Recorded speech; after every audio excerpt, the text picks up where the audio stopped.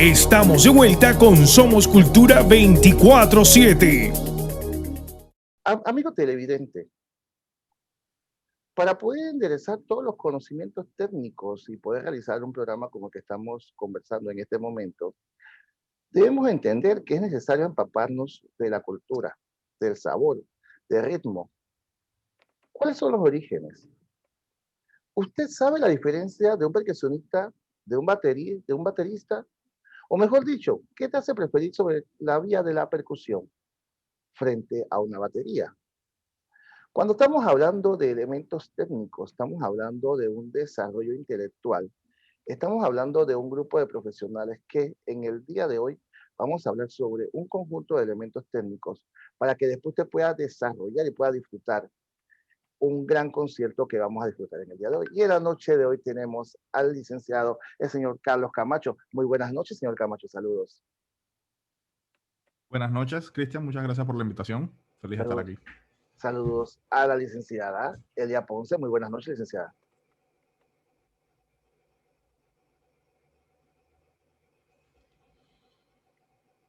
Muy buenas noches, Cristian. Muchas gracias también por la invitación.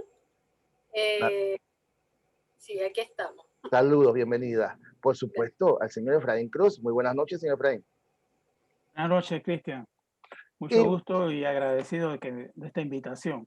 Y muy contento, licenciada Mireya Navarro. Muy buenas noches. Muy buenas noches, gracias por la invitación. Vamos a iniciar con ella. Antes de entrar en materia, nos gustaría que nos diera una breve explicación de lo que es la percusión clásica y cuáles son los instrumentos más utilizados en esta hora. Claro, creo que podemos intervenir los dos, la profesora Isla y yo, pero yo quiero, bueno, por lo menos mencionar que la percusión es uno de los instrumentos más comunes que existe, a ser el primer instrumento que posiblemente tocó el humano, aparte de su voz, y se ve manifestado en muchísimos géneros musicales, ¿no? A veces uno aquí en Panamá, cuando decimos la percusión, automáticamente pensamos en la salsa, en la conga y el bongo, pero lo cierto es que toda cultura en todo país tiene un tambor, tiene una cultura con algún tipo de tambor, ya sea folclórico, inclusive las bandas de moros en tiempos muy antiguos, las bandas de marcha, y bueno, seguimos viendo otros géneros como el rock and roll, las músicas folclóricas de cada país latinoamericano, en fin, no sería infinito tratar de mencionar todas las manifestaciones de la percusión. De la misma forma, bueno, en la música clásica, desde los tiempos de Mozart, desde tiempo atrás, ¿no? Pero podemos mencionar un compositor conocido por todo, que es Mozart y Beethoven, incluían la percusión en sus obras musicales, generalmente haciendo una referencia a lo que era la música de los moros, porque era una cultura en la que estaban interesadas en esos tiempos, y las obras sinfónicas que hacían llevaban esos tipos de instrumentos, que eran platillos, triángulos, instrumentos de metal que hacían mucho ruido, ¿no? De ahí es como entra la percusión a la orquesta sinfónica, instrumentos como el timpani, el timbal sinfónico, que es el instrumento del cual se desarrolla posteriormente el timbal de salsa que conocemos típicamente. Y bueno, ese es el contexto de todo este tipo de instrumentos de percusión, que de repente aquí en Panamá no estamos tan acostumbrados a escucharlo, pero que tiene muchísimos siglos de existencia, ¿no? Así que bueno, en eso es lo que es la percusión clásica. Dentro de la percusión clásica también tenemos varios subgéneros, ¿no? Porque están los percusionistas que se dedican a tocar en orquestas sinfónicas, tenemos los percusionistas que se dedican a ser solistas o música de cámara, tenemos, bueno, otras personas que se dedican a tocar la marimba o el vibráfono, que son instrumentos de teclado muy similares al piano, solamente que las golpeamos con baquetas en vez de presionar una tecla. En fin, ¿no? También hay diferentes tipos y ramas dentro de la percusión clásica. Creo que en este concierto que vamos a presenciar vemos un poquito de todas esas representaciones. La profesora Ela va a tocar un espectacular solo de vibráfono. Mi persona estará tocando una obra para un instrumento poco tradicional en el contexto de solista, que es el gong. El gong se utiliza mucho para sonidos y efectos y colores, pero como un instrumento protagonista es muy poco usual. Y uno de los invitados que tuvimos para ese concierto, que es el profesor Pedro Fernández, panameño, miembro de la Orquesta Sinfónica de Indianápolis y de Chautauqua. Él toca también una pieza para solista con un instrumento que rara vez es utilizado como solista, el cual son las maracas, ¿no? Y eso fue una participación muy especial porque entonces pudimos colaborar con la profesora Mireya Navarro y su agrupación de danza para que hagan esa colaboración. Y bueno, posteriormente el final del concierto es una pequeña pieza más en el espíritu latinoamericano de música popular, todavía más en el contexto clásico, pero haciendo referencia a esa música con el ensamble de percusión de la Universidad de Panamá. Profesora, ella, para poder entrar en contexto, ¿qué diferencia un percusionista de un baterista? Bueno, es bien importante en este sentido entender que en la música existen diferentes familias instrumentales y la percusión es una de esas familias. Ya están los instrumentos de cuerda, están los instrumentos de viento, hay instrumentos electrónicos, ahora hay muchas otras clasificaciones, pero la clasificación y el grupo de instrumentos más antiguo y más grande que existe es el de la percusión, definitivamente, ¿ya? Entonces, la verdad es que no solamente habría que diferenciar qué sería de distinto entre un baterista y un percusionista. En realidad, un baterista es un percusionista, solamente que está enfocado en ese instrumento, ¿ya? Y si nosotros vemos en Panamá algún cultor del tambor tradicional, ese tamborero, como quizás le llamemos acá, también es un percusionista, simplemente que se está dedicando, digamos, a un instrumento específicamente. Quizás lo que podemos hacer una diferencia, y sé que el contexto del concierto está referido a lo académico, es posiblemente lo denominado docto. Yo lo denominaría docto, no clásico, porque para mí clásico define un periodo histórico, ya musical e histórico como tal. Docto, hablando en términos de la música escrita, aquello que las personas, los intelectuales o los músicos que se han educado han logrado escribir, y se ha escrito para diferentes instrumentos, tal como lo dice el doctor Camacho, que él presenta una pieza para un instrumento que quizás sea poco tradicional escucharlo como solista, ¿ya? Pero hubo un compositor que dedicó tiempo y exploró lo que se denominan las técnicas extendidas, en este caso de los instrumentos de percusión, para crear una pieza con esas características, ¿ya?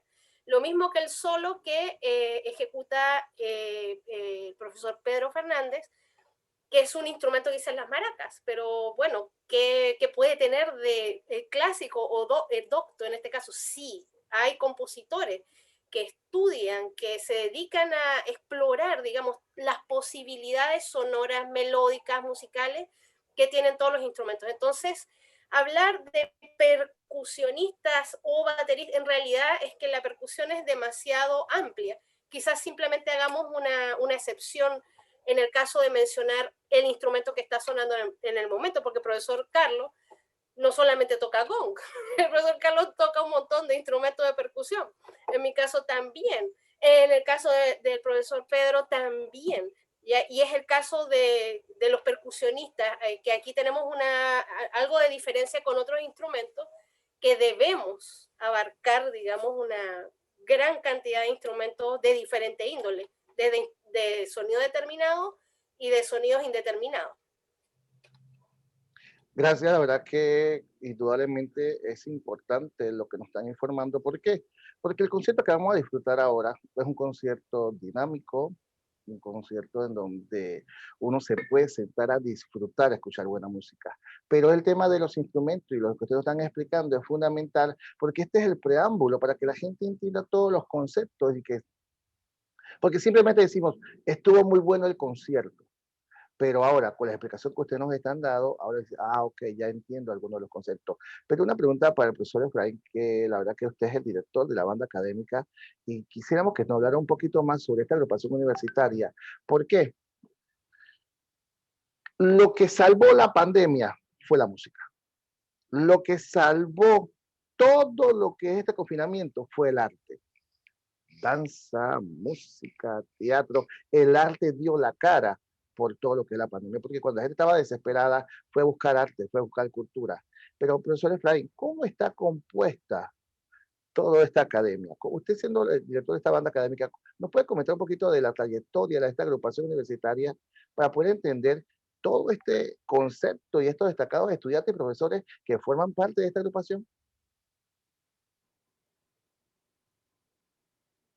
Su micrófono, profesor.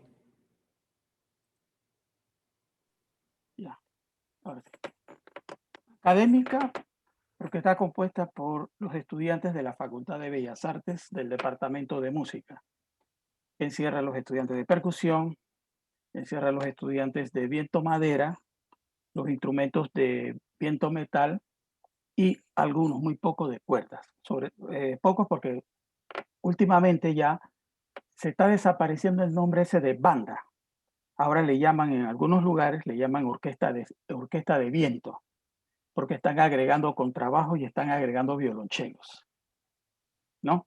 Eso es lo que yo ahora estoy tratando de desarrollar, ¿no? Para que esta banda académica no solamente tenga clarinetes, trompetas, trombones, tubas, flautas, también se le puede agregar contrabajos y violonchelos.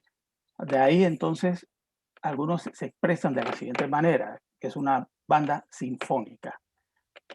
Además de que la música, que es lo más importante, el repertorio que va a estudiar el estudiante. Y yo en ese aspecto soy muy, muy celoso. Me interesa porque como ser académica, tienen que leer música, tienen que saber solfeo, ¿no? Tienen que ya desarrollar ciertas cosas que les va a dar de gran utilidad formar parte de este grupo. El repertorio habla de la agrupación. Escoger la música adecuada para el nivel adecuado de los estudiantes. Hay música en diversos niveles, pero mi interés es que ya llegue casi al punto profesional. Las obras que van a escuchar en el concierto de hoy son obras para bandas profesionales. Y si yo dirijo un grupo de estudiantes académicos que están a poquitos pasos de profesionalizarse, en el repertorio deben de conocer las grandes obras que fueron escritas para banda de música, banda de concierto, banda sinfónica, como te dije anteriormente. Tiene diferentes denominaciones. Pero lo importante es el repertorio. Yo seleccioné, como van a ver ahora, compositores que escribieron originalmente para banda a partir de 1900, del año 1900, del siglo XX. Y después vamos bajando los diversos estilos, porque también hay que enseñarles a interpretar los diversos estilos. Lo más común para las bandas siempre son las marchas, pero hay marchas inglesas al estilo inglés, hay marchas al estilo italiano, hay marchas al estilo español, al estilo estadounidense, ¿no? Y las regionales, ¿no? Donde ya se dedican a ejecutar música más popular, ¿no? En el sentido, ¿no? Mariachis en México, joropos en Venezuela, huecas en Chile, tangos en Argentina, zambas en Brasil y todo, que es un repertorio también que existe para las bandas. Y ese es uno de mis objetivos, que ellos comprendan, conozcan el repertorio en un momento dado, que salgan de la facultad ya formados y vayan a defenderse en la vida profesional, en la calle, como decimos, o fuera del país, dice, ah, no, yo conozco esa obra yo la estudié con el maestro Cruz, la vimos, la estudiamos, la presentamos y todo, incluyendo música para el cine, Ese es mi objetivo, ampliar el repertorio y que el estudiante salga bien atento, bien despierto, y no me lo agarren en la calle así de sorpresa. ¿Conoces tal obra? ¿Conoces Carmina Burana? ¿Conoces esta marcha de Wagner? ¿Conoces esta obertura de tal ópera de Verdi? Que la conozca, ¿no? Ese es mi principal objetivo, ¿no? Que no me lo tomen de sorpresa. Tal obra, no, nunca he visto El Barbero de Sevilla. No, sí, ya la conozco, ya la tocamos. la obertura festiva de Shostakovich, porque es importante también los compositores, ¿no? Cada compositor de cada nacionalidad tiene su forma, tiene su estilo. Y en los ensayos, pues se le habla de la estructura, se le habla de esto, cuáles son las voces principales, las voces secundarias, ¿no? De manera de que, como diría Levi, ¿no? Banda académica. Viniste a aprender algo académico, te vas a convertir en un académico. Como decimos, educación formal, educación no formal, sin discriminar nada por ello. Así es. Profesor, y terminando la pregunta, es fundamental que usted nos pueda explicar qué se puede hacer para difundir más la música académica.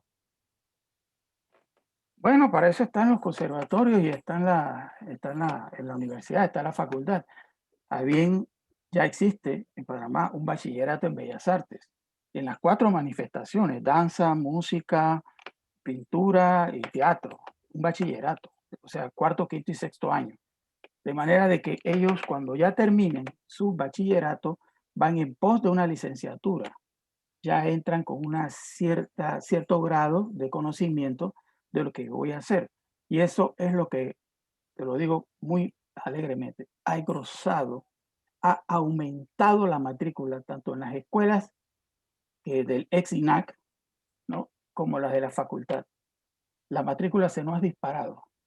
Tenemos tanto estudiante que ya el espacio físico no da. Esa es otra guerra, otra guerrita que tenemos ahí con el señor rector y con las autoridades y todo, de que nos hagan pues un espacio más adecuado, ¿no? Una biblioteca muy bien surtida como la que tenemos, pero hay que surtirla mejor. Entonces, influyen muchas cosas, ¿no? Los muchachos llegan a la facultad, están interesados y todo, aprenden los primeros años lo suficiente, ya se sienten que con 2 o 3 años ya puedo ganarme la vida en la calle tocando popular, tocando esto y tocando el otro. Y eso es peligroso, es muy tentador, porque ya comienzan a ganar dinero, ya le sienten el gusto al dinero y se olvidan de los libros. Entonces, como educador, tengo 35 años de ser profesor en la universidad, ¿no? He visto pasar muchos estudiantes, muchos grupos que están por ahí populares y todo, y me dicen: profesor, no se preocupe, yo regreso a las clases, por eso que esa es la tentación. Entonces, hay que atraerlos, como yo digo, enamorarlos, para que terminen las carreras como debe de ser. Se consigue, pero con muy pocos consiguen. Hay otros que sí, se enamoran de la noche, de los placeres musicales de la noche, y vaya, te veo, y más nada. Pero las escuelas están, eso sí te digo, me siento muy bien con mis colegas. Hay gente bien capacitada, preparada, que cuando yo estudiaba en 1970 en el conservatorio, la facultad no estaba fundada, nos faltaba todavía. Ahora hoy día nadie tiene que salir de Panamá a estudiar música, no, nadie. Hay profesores ya capacitados, muy bien preparados, con vasta experiencia. No en mi época como estudiante, porque yo quería estudiar dirección de orquesta, composición y todo, y eso no existía en Panamá. Tuve que estudiar violín, conseguí un 5º año, 6º año de violín y me fui a estudiar a Brasil. Y cuando llego a Brasil me hacen el examen de admisión, correcto, entré a la orquesta y todo lo demás, pero yo no había descubierto otro, lo que era la composición y la dirección de orquesta, porque en Panamá no se ofrecía. Cuando la descubrí y todo, y que sentí la sensibilidad, digo: caramba, este es el camino. Si no hubiera salido, quizás no me hubiera dado cuenta. Demasiado Gracias, tarde. gracias. Mira, amigo televidente, no vamos a ir a un cambio comercial, porque ahora, por supuesto, vamos a hacer la pregunta a la profesora Mireya Navarro, al cual nos hablará lo que es danza contemporánea. Pero vamos a colocar los contextos, amigo televidente y amigo oyente, la emisora 88.9. Finalizando esta pandemia, por supuesto que tenemos que apoyar a todos nuestros jóvenes, a todas aquellas personas que desean estudiar arte, que desean estudiar percusión, que desean estudiar danza, porque ese apoyo indudablemente tiene que ser de los padres. Hemos notado, como acabamos de decir, amigo televidente, que Tengo el durante micrófono toda cerrado. esta pandemia somos los artistas lo que han llevado adelante.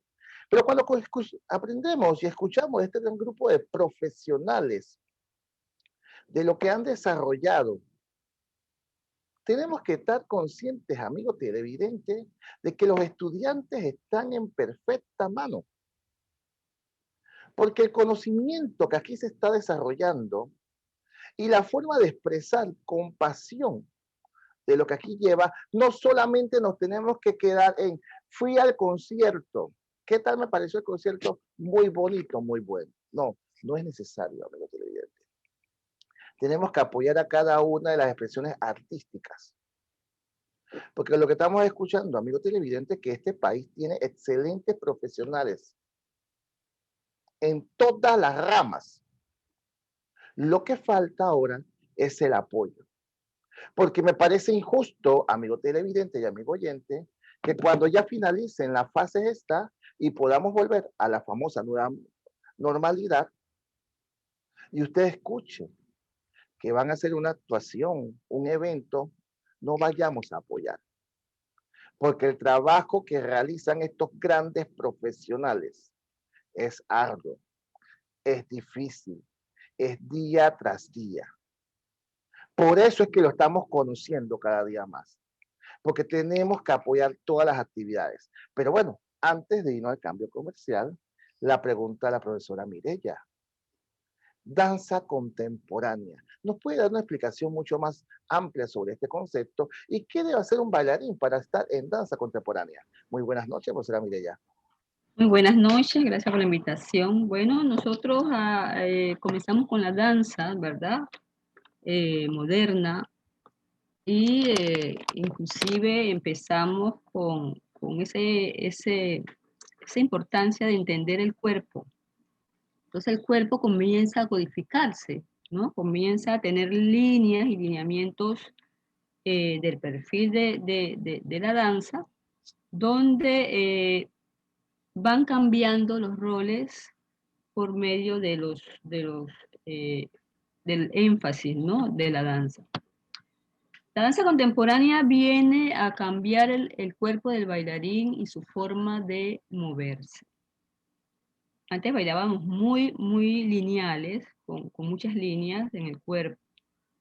Ahora bailamos mucho más suelto, mucho más respirado. Esa es la diferencia, ¿verdad? Ahora de la danza moderna y contemporánea, que tenemos libertad de respirar, vamos a decir, corporalmente, ¿no? Entonces la danza contemporánea tiene que ver mucho con esa respiración corporal, cómo tú te mueves en el espacio, ¿verdad? Cómo diriges el movimiento en énfasis. Yo le llamo énfasis en el sentido de mover el cuerpo con diferentes lineamientos, ¿verdad? Muchos percusores de la danza tienen el estilo de la danza, ¿no? Y el estilo de la danza cambia a medida que muchos maestros van encontrando nuevas modalidades para movernos. Entonces la danza contemporánea tiene que ver con eso, la búsqueda constante de moverse y de encontrar nuevas expectativas con el cuerpo, ¿no? Entonces la danza contemporánea tiene esa agilidad de hacer cambios en el cuerpo cuando nos movemos. Entonces por eso ahora esta contemporaneidad, estos cambios vienen también con ese énfasis de la danza contemporánea. Entonces la danza contemporánea es eso. ¿Nos podría explicar, durante esta pandemia, cómo pudieron hacer los estudiantes y los profesores para poder realizar este tipo de prácticas? Porque la verdad que me parece que las limitaciones tecnológicas para el tema de danza es bastante difícil. Bueno, fue muy difícil, muy difícil. Nosotros académicamente, corporalmente hablando, muchos estudiantes nuestros no tenían espacio para trabajar. Entonces tuvimos que buscar otras herramientas, trabajar con ellos de otra forma para que todos tuvieran el conocimiento, ¿verdad? En el espacio que tuvieran. Entonces tuvimos que hacer muchos cambios para poder lograr y llegar al objetivo deseado, ¿verdad? Que era por lo menos movernos en un pequeño espacio o un gran espacio, porque muchos tenían un gran espacio y otros no lo tenían, entonces fue muy difícil. Trabajamos mucho eh, con lineamientos que tuvieran mucho que ver con el pensamiento crítico del cuerpo. Había muchos problemas con los celulares y pudimos ver que teníamos que cambiar, ¿no? Cambiar, mover, no tenían el reto ahí con la profesora. Yo siempre pasaba por su salón y quería escuchar la música, invitación del profesor. Trabajar con un solo de maracas, trabajar fue interesante. Yo soy muy rítmica, yo estudié también en Brasil y yo soy de los ritmos afros. Y entonces a mí no me fue tan difícil, pero quise llevar a mis estudiantes a tener esa nueva sensación diferente de utilizar un ritmo que de repente ellos no habían escuchado, pero fue interesante el acoplarme con la música del maestro y fue direccionada a nivel rítmico. Tuvimos que hacer algunos cambios corporales por el espacio también, pero pienso que llegamos a encontrar lo que queríamos, ¿no? Hicimos movimientos que tuvieran mucho que ver con las frases que tocaba el maestro y así tuvimos que, como eran 3 bailarines, cambiamos un poquito el sentido, ¿no? De movernos en el mismo espacio sin tener que lograr chocarse o golpearse, porque había muchos instrumentos, ¿no? También, ¿no? Pero pienso que fue interesante el acompañar el sentido rítmico de la música, ¿no? Gracias, profesora. La verdad que es interesante la propuesta que vamos a ver en el día de hoy. Pero para el profesor Camacho y la profesora Elia, ¿qué nos pueden explicar el desarrollo del repertorio que vamos a disfrutar? Porque ¿cómo se escoge? ¿De qué se trata? ¿Quiénes participan? ¿Cuántas horas se necesitaron para armar este espectáculo? Que por supuesto que ahora solo vamos a ver 1 hora de una presentación, pero por supuesto que tener todo este repertorio requirió mucho trabajo. ¿Nos pueden hablar un poquito más sobre todo este repertorio que vamos a ver? Sí, claro, gracias Cristian. Y bueno, esto fue un concierto, fue un gran reto por varias razones. Uno, fue bajo invitación del Festival Alfredo de Saint Malo, de la Fundación Sinfonía Concertante. Hace un rato cuando hiciste la pregunta de cómo las personas pudieran estar interesados en música, yo recomiendo que sigan en las redes a la Fundación Sinfonía Concertante y hay muchas otras organizaciones musicales que pueden estar ofreciendo material cultural si uno quiere estar conectado en esto de manera un aficionado o de audiencia, solamente como un programa entonces a la función, efectos, sonidos, resaltar los elementos rítmicos de la pieza y también entonces vamos a poder escucharlo a la percusión como protagonista en música de cámara y como solista, ¿no? Así que vamos a poder ver las dos fortalezas de la percusión en ese sentido. Nosotros, este programa fue el primer año que yo ingresé a la Facultad de Bellas Artes, tenía tan solo como un mes de haber llegado a Panamá desde los Estados Unidos, así que tuvimos muy poco tiempo para preparar el repertorio y la idea fue que como estamos en colaboración con el Festival Alfredo de Saint Malo, donde los 3 invitados de percusión eran la profesora Ela Ponce, mi persona y el profesor Pedro, era que se involucren estos 3 profesores y entonces estuvimos alternando entre un solo con una obra de cámara. Una pieza de la pieza era otro solo. Entre las piezas que vamos a escuchar, yo puedo hablar de las obras que yo programé. Hubo una obra muy interesante para cuarteto de percusión que no estará incluida por ser una pieza muy moderna, con derecho a autor y otras cuestiones, ¿no? que para para que se presente en televisión, bueno, no iba a ser posible, pero lo que estaremos escuchando serán un solo de uno de nuestros estudiantes que resultó con una premiación dentro del festival como como solista. Se le premió con la participación en el festival tocando un solo, así que él presentó una obra para marimba de un compositor y percusionista brasileño que se llama Ney Rosauro. Ese es el preludio número 1 para marimba. Así que esa es una de las obras que están escuchando para la marimba de concierto, que es una marimba. Si no saben lo que es una marimba, imagínense las liras de las bandas de las escuelas, pero bueno, es de madera, es enorme, un instrumento que suena hermosísimo, y bueno, acostumbramos a tocarlo con 4 bolillos, 4 baquetas en vez de 2.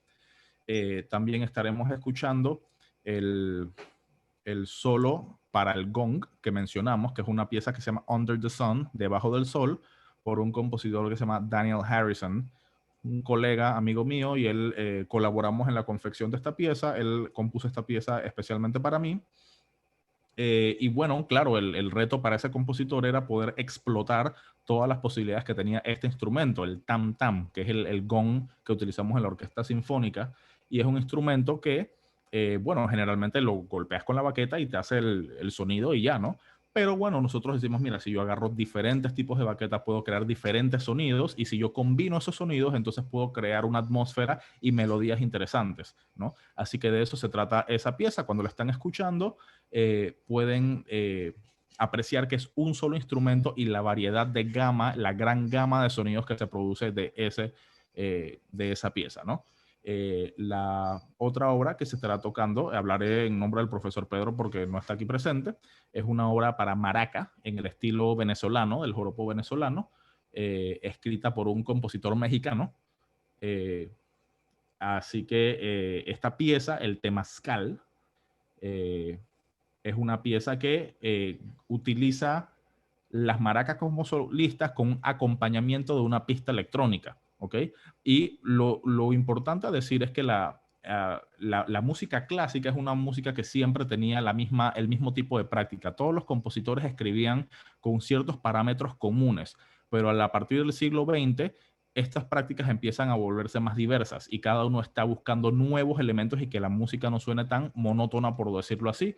Así que una de las cosas que los compositores hicieron es experimentar con nuevos sonidos y encontraron esa vía en la percusión, pero además de eso lo encontraron con instrumentos electrónicos y también generando sonidos por medio de computadora. Eso es lo que le llamamos Musik Elektronische, que era una corriente en Alemania, y el Musik Concret, que es música concreta, que era una corriente en Francia, era también por computadora, pero lo que hacían era grabar sonidos pregrabados y manipular esos sonidos por computadora hasta que sean irreconocibles y crear una atmósfera electrónica derivada de sonidos grabados, pregrabados anteriormente, ¿no? Entonces esta pieza graba los sonidos de las maracas y graba músicos folclóricos en Venezuela, y al grabar esos sonidos los manipula creando una pista atmosférica, y eso entonces es el acompañamiento del solo de maracas. Así que altamente interesante. Le voy entonces a dar aquí la palabra a la profesora Erla para que hable sobre las otras piezas del recital. Bueno, las otras piezas que vamos a escuchar, otra va a ser un ensamble de percusión de la autoría del percusionista brasileño Ney Rosauro, autor del preludio para marimba que se mencionó anteriormente. Ney Rosauro es posiblemente el representante de la percusión en términos de composición y docencia a nivel mundial. No es el único, sin embargo, es uno de los referentes en la percusión. Y él, que es brasileño, escribió una serie de piezas y sigue todavía produciendo. Esta en este caso se denomina samba, ¿ya? Que obviamente emula la rítmica de la samba brasileña, la escribió y bueno, dentro de su escritura trató de darle el sentido popular de este ritmo brasileño, ¿ya? Tenemos la dicha en este concierto de que quien dirige este ensamble es el doctor Sebastián Cohen, quien colaboró en el montaje de esta pieza, Apenas él escuchó los ensayos del grupo de percusión, él quedó muy encantado con la práctica, así que él decidió tomar la batuta, digamos, de esta pieza con los estudiantes de música de cámara de la Facultad de Bellas Artes, en el caso de percusión. La otra pieza es un solo para vibráfono, ¿ya? La pieza fue escrita por la compositora y pianista chilena Carmen Aguilera Vargas, al igual que como menciona el profesor Carlos. Esta pieza yo la estrené en este concierto, fue la primera audición, ella la escribió para mí, ¿ya? Y esto es bien interesante porque en la música se da bastante esto, pero especialmente en la percusión, que muchas veces nosotros nos contactamos con los compositores, ¿ya? Directamente, y ellos nos van dirigiendo o nos escriben piezas, digamos, o nos dedican piezas para que nosotros como instrumentistas podamos tocarlas. Entonces aquí hay algo interesante. El músico, en este caso el percusionista, de alguna forma colabora con el creador y también se transforma en una especie de co-creador a la hora de hacer los montajes, digamos, de estas piezas. Esto es algo muy importante porque estas colaboraciones ocurren. Otra cosa interesante que comenta el profesor Carlos es que también, dado que la música de percusión es bastante moderna, no la percusión docta, la escrita, es bastante nueva, muchos compositores están vivos, ¿ya? Muchos compositores aún tienen los derechos de autor, ¿ya? Para la ejecución de dichas piezas, a diferencia de otros autores de otras piezas y de otros siglos, los cuales en la medida que va pasando el tiempo, estos derechos ya después pasan a dominio público.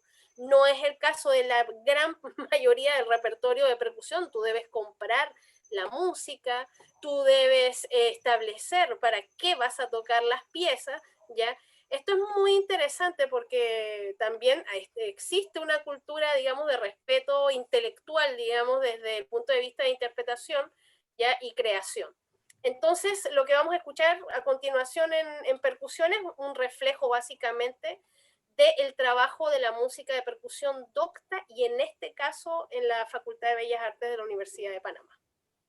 Ya la verdad que ya pasó una hora, amigo televidente, cuando uno está rodeado de grandes profesionales, el tiempo pasa como agua entre las manos, increíble, ya pasó una hora de programa y acabamos de iniciar, pero sí quisiera que cada uno de ustedes me diera una respuesta de qué mensaje puede dejarnos la importancia del papel que cumple el Festival Internacional como plataforma para difundir la música de las agrupaciones que ustedes promueven. Parece que cada uno nos da su punto de vista.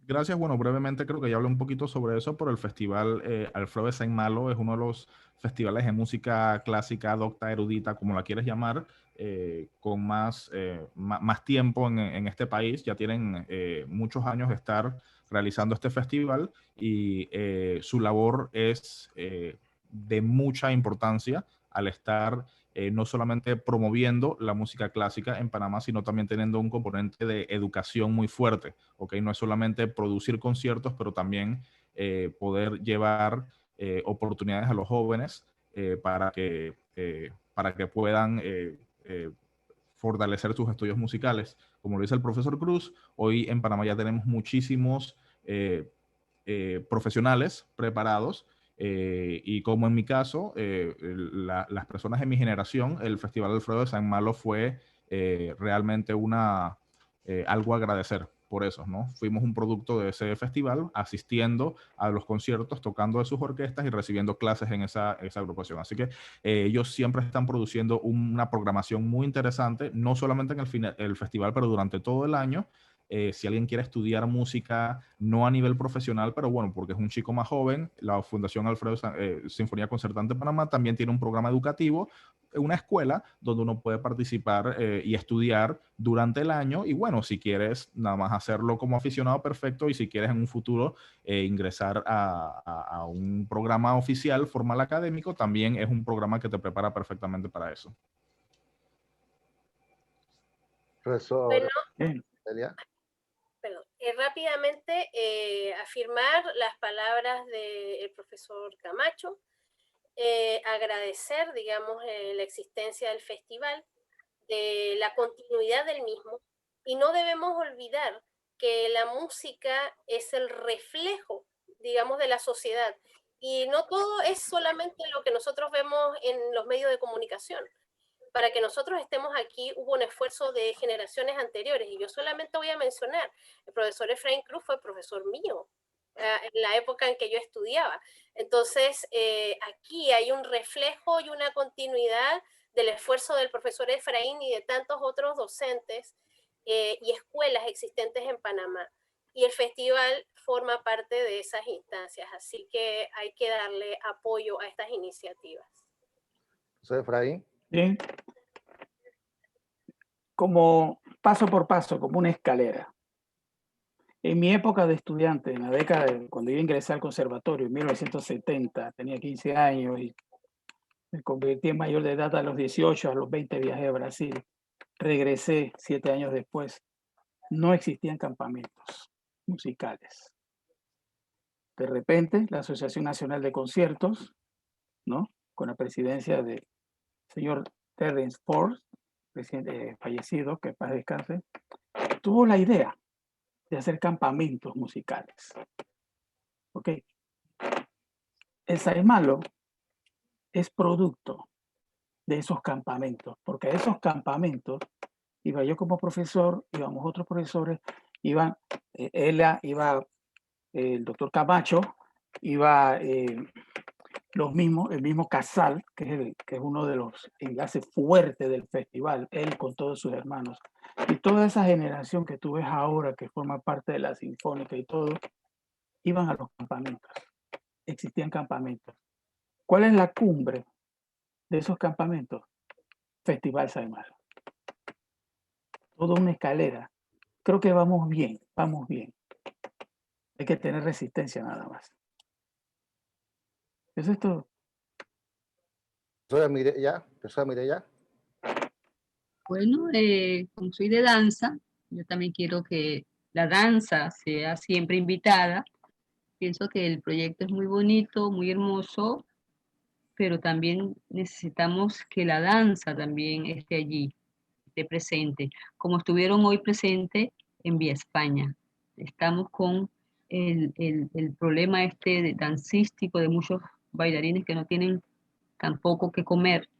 Así que el festival siempre ha sido un festival muy hermoso, muy bonito, y para muchos jóvenes resalta su identidad también, ¿no? Que encuentran en ellos otra profesión, y esa es la profesión que nos salva en la cultura. Muchas gracias. Así es, y no, profesora, vamos a invitarla para la otra semana porque el tema de lo que están solicitando los bailarines, las personas que danzan, la verdad que es un tema muy interesante, así que vamos a conversar sobre más profundidad la próxima semana. La verdad queremos agradecer a estos grandes profesionales que volvemos a decir, amigo televidente, el arte está en buenas manos. Hasta aquí llega su programa Somos Cultura 24/7. Nos vemos la próxima semana y disfrute de este gran concierto. Amigo director.